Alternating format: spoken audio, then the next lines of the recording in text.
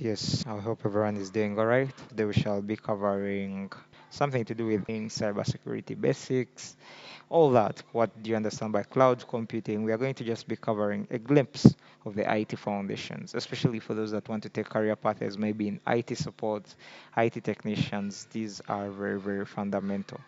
So let's begin today's process as we go through these. Thank you very much.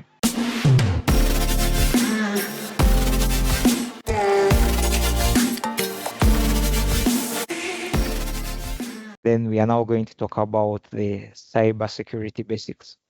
So what do you understand by the term cybersecurity? Let all of us contribute because just we are not going deep, it's just passing on top. Since I'm supposed to be here with Hussein, Hussein, you will help me on that. What is cybersecurity? The rest, it seems like maybe they weren't aware. Oh, cybersecurity, I would say, covers like how people are able to access or share their information on the internet in a secure way without like being exposed to viruses, malfunctions, and all the other types of um, challenges. I would say challenges which may bring your devices to harm. So cybersecurity provides a way in order to do all of your tasks or activities on the internet in a secure way by providing those VPNs and antiviruses. That's in summary. Yeah. So this will go to Beata. Beata, what do you understand by the term threats in cybersecurity? In case a person came to you, a client called and said, let me just tell me that someone is threatening me, maybe online, this has happened to me, such threats. What do you understand by cyber threats? Or give me an example, or a type, or a scenario of a cyber threat. Beata, are you there? Okay, Lakel, yes. Yes, I'm here. When I'm not sure, but when it is for trade, it's like someone who want to use your computer or your internet without your permission. Yeah, that is okay. So, Lucky, you're going to tell me when a person says malware, what does it mean in threats?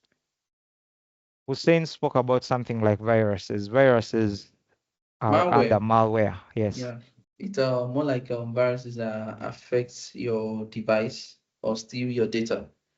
More like malicious softwares. Okay, that's okay. So now the next person I'm going to be asking. Okay, so that is okay, that is right. So let me come to Linda. Linda, what do you understand by phishing?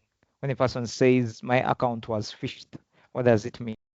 Um, for me, when someone says my account is phished, maybe someone tries to get in and access maybe the data or like use it in the improper way when you were using it. I think it's like that. So So Linda, you're going to tell me the difference between malware and phishing. I think as who said that maybe like but malware or malicious is a virus. I can say is a part of virus that harmful like a program designed to it's like a program designed to damage or steals your computer data. And phishing is they likely is the hackers used to like tricking you into giving the personal information, like those people sending you some links, and when you open the link, um they took your own informations, like your account informations for maybe your bank accounts. Yeah, I think. Obviously, there are very many things we talk about. There's what we call spyware. Yes, spyware, I think that's where they secretly record users, deny of services, social engineering, manipulating people's information, ransomware. Yes, that's where they encrypt your files. I think this has been very, very, very common in what? In movies. Let's say, what is a firewall? Let me ask Bernard. Bernard, what do you understand by firewall? Firewall, Assisting. it's more like a security built in a computer. All right. On my side, the way I understand it, a firewall is like a system we equipped with the security patterns to protect unauthorized users. Okay, thank you, Bernard. So this will go to Beata. Beata, if I used a VPN, am I safe from hackers or I'm not safe? You are safe from hackers. Why? I think it's because your IP will be hidden. Okay, that is very, very, very right. Very, very right. So the time that you've is correct. There is nothing that is okay. So we are going to talk about, we are still breaking down something small in cyber. Let me say, what are the protection tools we can use for our devices? And so we spoke about firewalls. So apart from firewalls, what other tools or techniques can we use for protecting? I think each one of us can give one tool that we can use to protect our accounts. We shall start from Zahara. So if Zahara is not speaking, let's go to Hussein. Hussein, what tools can we use to protect our devices? Apart from the VPN that we have said, and apart from the firewalls. I would say the antiviruses. Yeah. Okay, that is very, very right. Okay, Lucky. I think Lucky does cybersecurity, not so? If you're not, has to be, should be the one guiding us. There is also a I think multi-factor authentication. I think also the password manager can also help. Okay, yeah, that's all right. So there's multi-factor authenticator, then there is also the password, that's the encryption. So what other tool? Has everyone said the tool? Was not yet said something. Beata explained about, maybe if Beata explained about the VPN, that's okay. Maybe Linda can also give us another tool we can use. And then Bernard, last. Okay. We can install prevention systems or systems that are going to be detecting malwares or other unidentified access that would come to our data storages, maybe our platforms. We can also even use the patch management tools. Yeah, it can work. I guess everyone has contributed something, but then there's when they tell us to update our phones. That also helps. That's why it's usually safe. Every time there is a new version of Windows, you update because they improve, they fix security patches. So that at a time whereby in case something happens, the security is improved. That's because every day people look for new ways of what? Of hacking devices. So that's okay. So let's just do something small. I think still in cyber, is there something I've missed to? Maybe the different examples of antiviruses that we know. Yes. Let's start with, let's start with Beata. Yes. Beata, are you there? Or you different examples of antiviruses?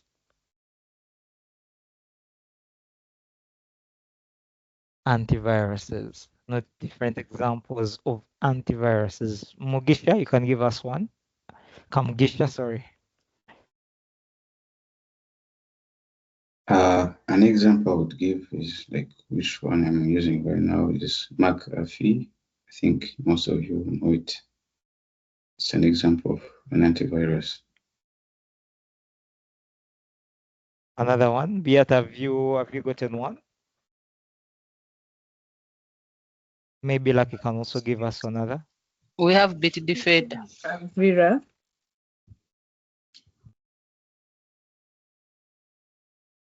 Yet I never had. Did you guys hear what she said? There is Avira, there is another one called Cas. Is it Pascal? Yeah. Okay. There is also Windows Defender. I know most of us are using Windows. Windows Defender is an antivirus. It's also Avast. Very, very, very. I think that one is very, very common. So all those are there. So let me see. Let's try to let me see. I'm trying to bring out another question maybe about this. Okay. So I'm going to give a scenario question. Everyone will give their way of managing it. Yes? And let me just give it in a simple way so that we can. In case you are advising, let me say in case, let's say Hussein has come to you and they claim they feel someone is having access to their information. How best would you help Hussein protect his account? So Hussein, let's start with you. How would you protect yourself? Uh, for my case, if my account or any of my information has been hacked, the first thing I would do is like to change my password, of course, and yeah, to change my password, and also like to back up my data on a safe on another secure storage. Okay, that's okay. Beata, how would you advise Mr. Hussein moving forward? If he has done those first two things, how would you advise him moving forward so that he does not face the same situation again? I would say to use is it multi-factor authentication? For Yeah. multiple factor authentication. Okay, Mm-hmm. that's right. So, Lucky, how would you also advise Hussein moving forward so that he does not have to face the same problem?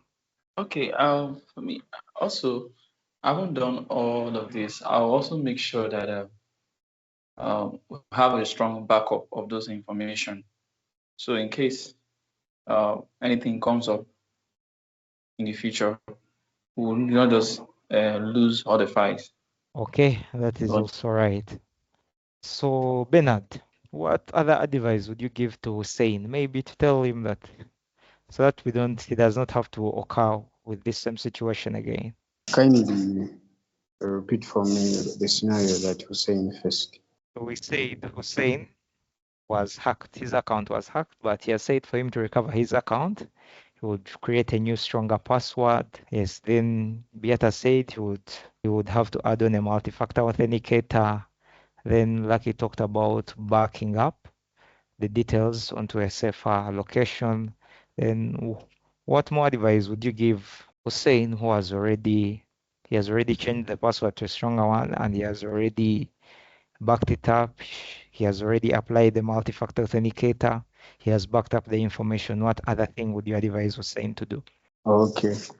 In such a scenario, I would advise Hussein to clear all the devices that got access to his information, like logins, previous logins to different devices, and erases all of them as he's setting a new password and all those second authentication systems. It also clears all the accesses that have been granted to different devices. Okay, I think that's all with cybersecurity. We're trying to look at the fundamentals. Also in the IT foundation, IT foundations, we have something like cloud and data management. Yes, I think you people know cloud. We are doing cloud, I think, previous weekend with Hussein. So, but for cloud, Beata, we usually use cloud daily in class. I think also Lucky has also. So for cloud and data management, that is also seen somewhere. And so there is also what we call IT support and troubleshooting, that is help desk operations, ticketing, and customer services. And then final, that is assessment and everything. So That is mainly what we are supposed to do in IT foundations. So we started obviously having hardware versus software, then we went into the computer hardware, and we saw the different devices. Maybe if we had to talk about hardware, I can ask what is the difference between SSD and HDD? Anyone who can tell us that? Repeat the question. What's the difference between SSD and then HDD in storage devices? Uh, I don't know their meaning. I guess SSD would be more of a software like storage within the computer, but yeah, the HDD would be the hardware storage, like for example, let's say a flash drive. Okay. Difference between an SSD and HDD. The HDD drive uses something spinning like how CDs used to rotate in the DVD players. But an SSD has it's like uses something like a chip. It's like a flash drive, so it doesn't require any rotation or any movement to process the data.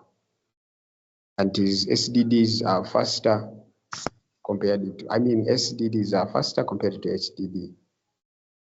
Yeah, those are the basic things I know as differences between the two. So okay, that's okay. That is main. But for those ones, the part of the hardware, most of us know it.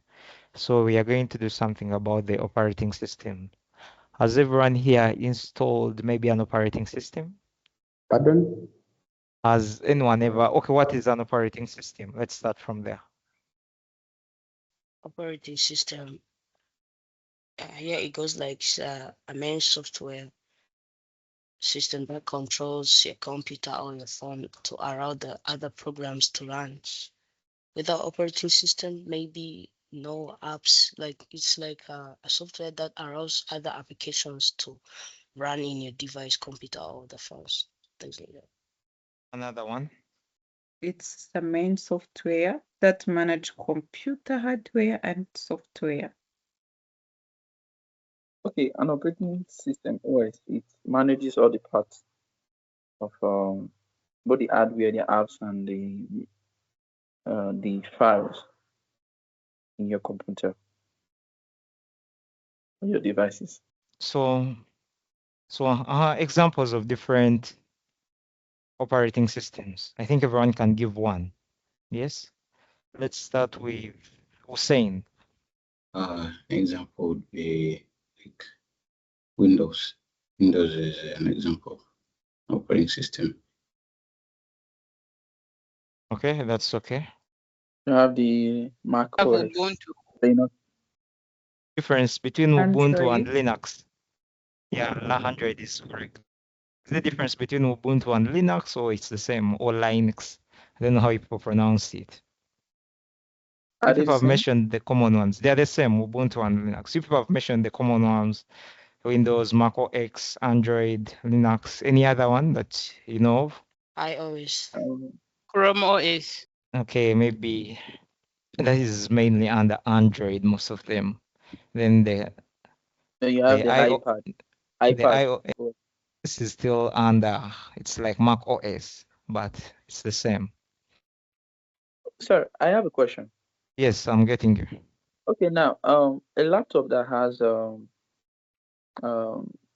had I had a case this week. The laptop is Yes, still with me. The laptop yes, it's a Core i5 HP laptop, yeah, and they went to install a Chrome OS iOS on it on the laptop. yes. It didn't come now. It didn't come with that. But now I was not thinking, is it possible to uninstall that operating system and install a normal Windows operating system on the laptop? Yes, it's very, Because very the possible. laptop started developing issues. The Wi-Fi wasn't. wasn't showing again. Yeah, it's very actually it's supposed to be if there's a way you would record it, it would have been a good scenario for us to have a practical experience of doing that. Because so if you want to install Windows on it, let me there's something we call so in case lucky you want to install Windows onto that laptop, Okay. you're going to first make sure you save all the necessary information that you need. You get them maybe on a flash disk and then store them on another computer. Because the best way to change the operating system is you're going to, as you start your computer, you press the power button, and then as you start, usually press escape to take you back to the where we have the boot up. Like, Yes. Yeah. yes. So when you reach there, you'll make a bootable device that is with your flash disk. So what you do, you come to like here, they are going to tell you download Windows, obviously Windows 11. So there is this installation assistant. The installation assistant, this one works in case you already have Windows. Yes, maybe you are like now I'm already using Windows. So yeah, I can just use this. I can just download this to get an elevation or to show me if my device is suitable to go to Windows 11, but I'm already on Windows 11. So then there is what we call this Create Windows 11 installation media. So here you're going to insert a USB or something. So once you download the media creation tool, it's going to ask you maybe to save it on a device. So you're supposed to use a flash disk, I think with around 8 GB of space, at least 8 GB. So you download the file there. So when you boot up your computer, you install this. You install the flash disk. So when you go there, you go to the boot up and then you go to restore. So as you go to system management, then you use the file to update your Windows. So it's going to wipe out all the old Windows and then it will all the old operating system and then it will automatically apply for you the Windows 11. So that will be your Oh, operating system. But however, it wipes out most of the information. the previous. It wipes out everything that was in the different, all the things. Okay. Now, is it possible that when the laptop it don't get to read the flash, could that be an issue? When you boot it up, when you're starting it up, it will Mm. obviously ask you where is the file that you want to use to install. Obviously, for sometime you can find that even for Windows, in case your Windows crash, you might even stop accessing Wi-Fi. Have you seen that? Yeah, sure.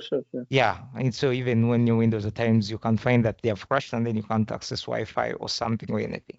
So it can happen. The Windows file, in case it's not at times it's not activated, you may find very many difficulties.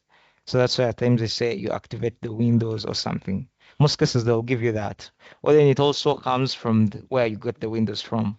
Obviously, there is another tool that you can use to get Windows. I'm forgetting the name. It can give you nice Windows in case you want. It also has that file. It has a file. I'm forgetting the name. I guess I'll remember it on the way. But it also helps in creating Windows files, also different operating systems. So it can help you get the different operating systems, and then still you'll put them on a bootable drive. That is the flash disk. Once you put in at the start, as soon as you're making a system restart, problem there's no way you can do it physically because if I'm to do it, obviously I'll have to turn off my PC, and there is no way you can do it. And maybe if sometime we get a PC here that has the same issue, maybe I can record it and then you guys will see it. Or you can go on YouTube. Here there are videos about it. So you do it, and that's the only way you can change your Windows. You change maybe from whatever operating system you're on to another operating system. You wipe out the old system, but you have to first save your files, the files that you need. So, Okay. but you mainly come here. In case a person wants to update, it's still the same situation. The ISO devices, this is also different. Mainly virtual machines and other things. But for the normal one, we should use this. As soon as I'll press download, you'll see it will tell me. So if I open this, I think it will check for, this is for the automatic one. It will check if my device is healthy. So it will want me to download PC Health app. If I get the app, it's going to tell me the same thing.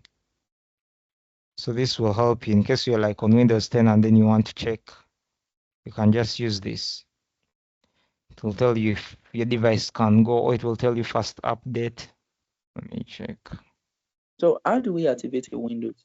Because sometimes when I click the activating the window, it shows that you have to probably get a product key or a license key. Yeah, so activating Windows, you have to buy the product key. Okay. Yeah. But however, still, as I told you, there are very, very many. There's a way you can get Windows that are not activated. So that's why at times we have cases where Windows crash or something like that. But there are very, very many ways. But for you to get, it's the same thing with it's the same thing with like Microsoft, the one that is on the device. Yes, like maybe Word, the Microsoft 365 apps. If you want, apart from the ones that we access through the class, the school emails, if you want a physical one and you don't have it, you don't have an activation code, then you're either going to have to buy, maybe you upgrade to maybe like an A3 license, an A5 license that comes with it, or you buy a production key.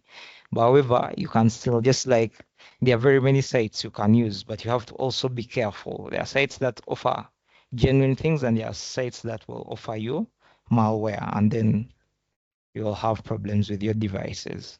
Excuse me. So Uh, is it possible to shift from Mac OS, a device that has been using Mac OS, to any other operating system?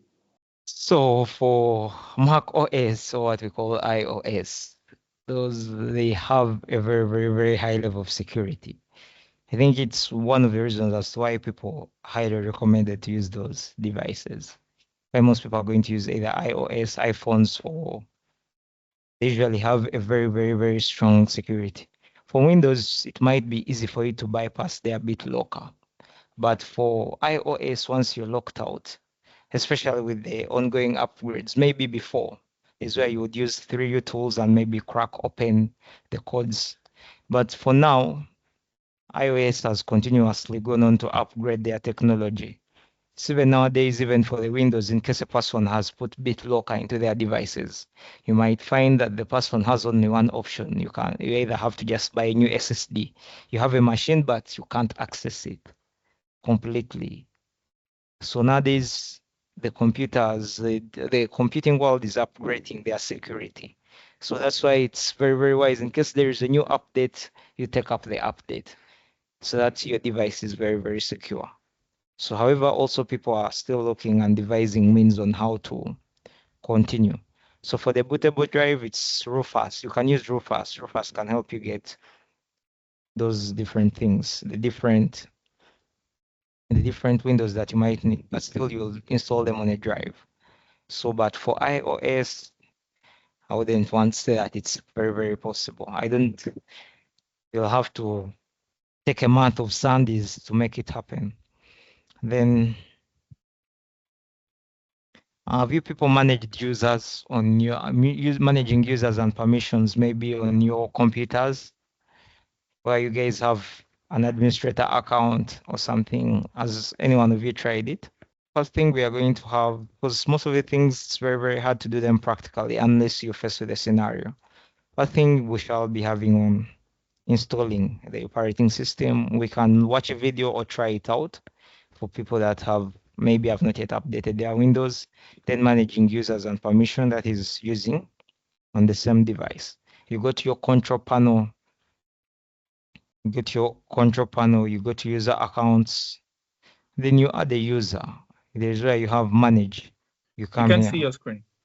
Oh, you can't see my screen. Sorry, I had moved. So let me just do this again. We can come here and then maybe search for control panel. So we shall come here to use accounts, and you'll come here. So you can see this is one account. This is like the admin account, the office account. So here you can change your account name, manage another account. So you're going to see you can add a new user. So when you add a new user, I think you people have logged into those devices, especially I think in cafes for people that use cafes behind, where you find a user. So you can either add a work account, a school account. In that way, you divide.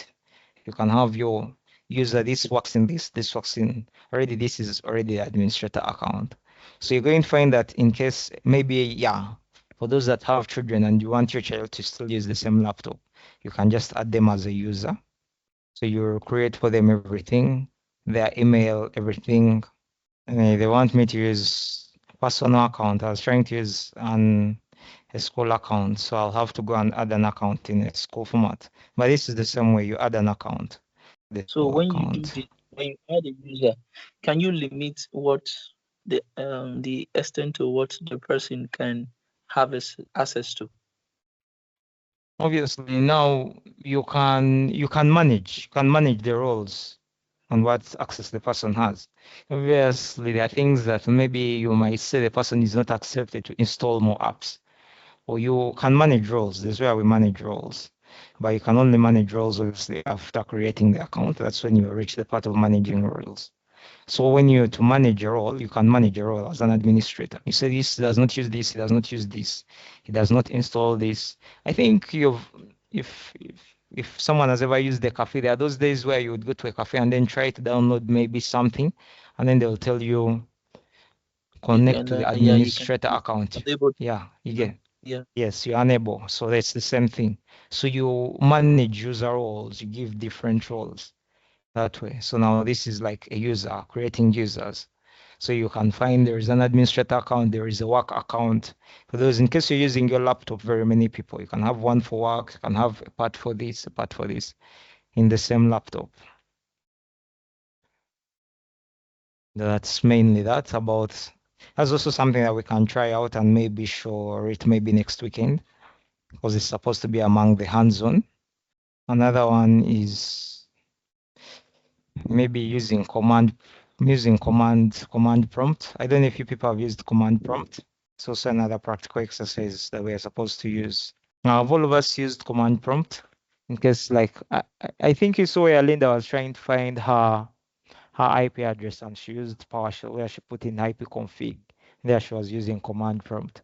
So you can use command prompt to create folders, to do everything, to go to a specific folder, to go and remove a folder, anything. You can use your command prompt. There's also, the new people have used your task manager. You can use your task manager to check. Let me try to look for my task manager here. Now this is my task manager. In case I want to stop from Chrome, I can come here and then stop it from working. Here it shows you what amount it's using. The CPU, the memory, the status. It shows you. What aren't you using? This is BlueStacks. Shows you at that time. This is mainly, you can use it for anything. Another thing that is maybe needed is uninstalling software. I think everyone has uninstalled something on their computer in very, very many ways. You can go through control panel, you can go to settings. There are very, very many ways of uninstalling. You just come here to the apps, come look out for your installed apps. You just come here, maybe this is Docker, you uninstall. That is also part of the practical exercises in the IT foundations. In case something is causing a problem, maybe you installed something and it's making life difficult. Maybe it's a VPN that is endlessly connecting. That's also very, very crucial. I think that is like, let me check for another practical exercise that we are supposed to go through. Exploring files where you check the properties, something like that. So that's mainly in the IT foundations. That's mainly in the part of operating systems. That's mainly what we should know, how to handle that. We should obviously apply it into different scenarios.